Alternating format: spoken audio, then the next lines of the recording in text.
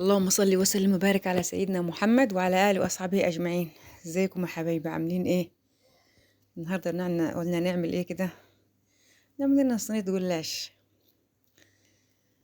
انا كنت جايبة حبايبي ايه، يا رب تكونوا بخير الأول يا رب كده، وكل سنة وانتم طيبين، ويعود علينا وعليكم الأيام بخير يا رب. والدعوة اللي بقولها كل يوم، ربنا يا رب ينصر أهل غزة وينصرهم كده نصرا يا رب كده يتعجب له أهل السماء والأرض، اللهم آمين يا رب العالمين. مش بإيدنا حاجة والله نعملها يا حبايبي. بندعي وربنا إن شاء الله يستجيب بإذن الله. هنا كنت جايبة سمنة يعني كم معلقة بلدي على إيه، على سمنة نباتي من العلبة اللي عندي. بخلط بصراحة عشان إيه السمنة، قلت إيه لحسن تخلص ولا حاجة يعني.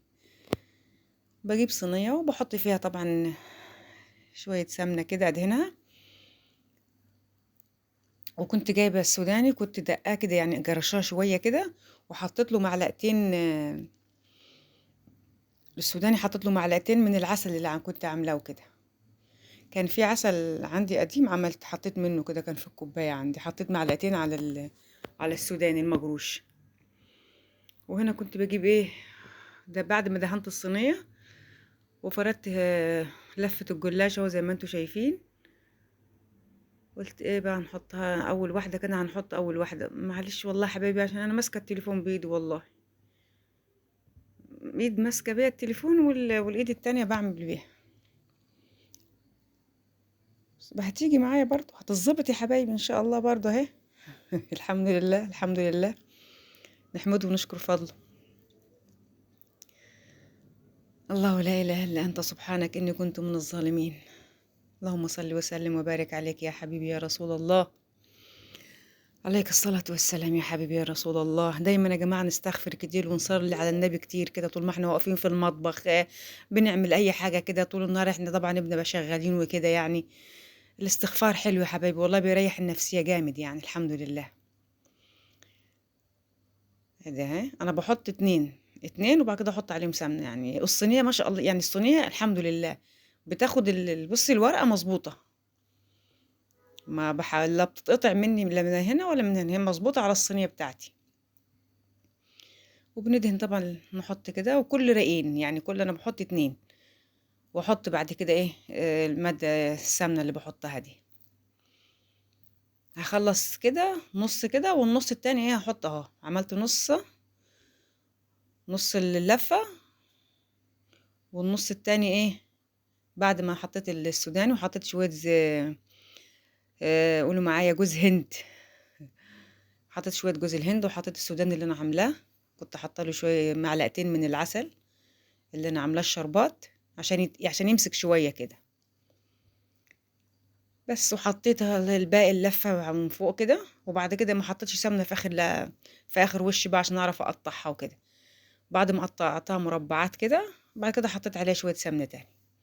بس الأول إيه أقطعها طبعا المربعات دي اللي انتوا شايفينها. بس هنحطها في الفرن كده. كنت حاطة شوية حاجات في الفرن من تحت اهو.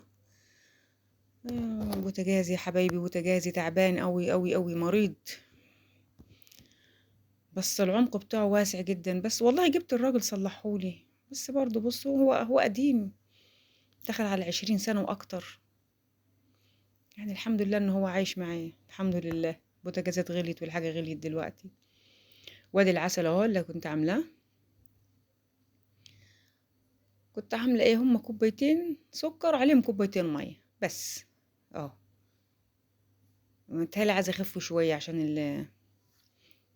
الجلاش يبقى طري وكده. ادي اهي طلعتها من الفرن اهو، سريع كده سريع. لا هي غابت في الفرن، بس انا ما بصورش طبعا كل اللي بعمله لا. يا رب الفيديو بتاعي يعجبكم يا حبايبي، وما تنسوش بالله عليكم اللايك والاشتراك. لايك واشتراك يا حبايبي بالله عليكم، علشان بس القناة تكبر شوية. نفسي كده نفسي ومن عيني كده اشوف القناة كبرت شوية. مستبشرة خير والله، إن شاء الله هتكبر بإذن الله وهتبقى كده يعني قناة حلوة كبيرة كده إن شاء الله. ونفسي أجيب ستاند برضو كده عشان أعرف أصور بيه. يا حبايبي ان شاء الله كده الفيديو يعجبكم يا رب ان شاء الله. انتوا طبعا بتعرفوا تعملوا كل حاجة، ده يعني جلاش اهو جلاش عادي يعني الحمد لله. وكل سنة وانتوا طيبين، ويعود علينا وعليكم الأيام بخير يا رب.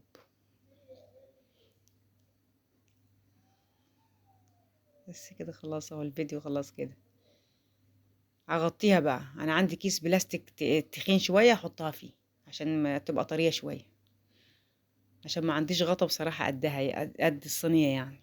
اه كنت حطيت كيس فانيليا يا حبايبي على على الشربات، بوريهولكوا يعني كل سنة وانتم طيبين يا حبايبي، وادعي علينا وعليكم الأيام بخير، اللهم آمين يا رب العالمين.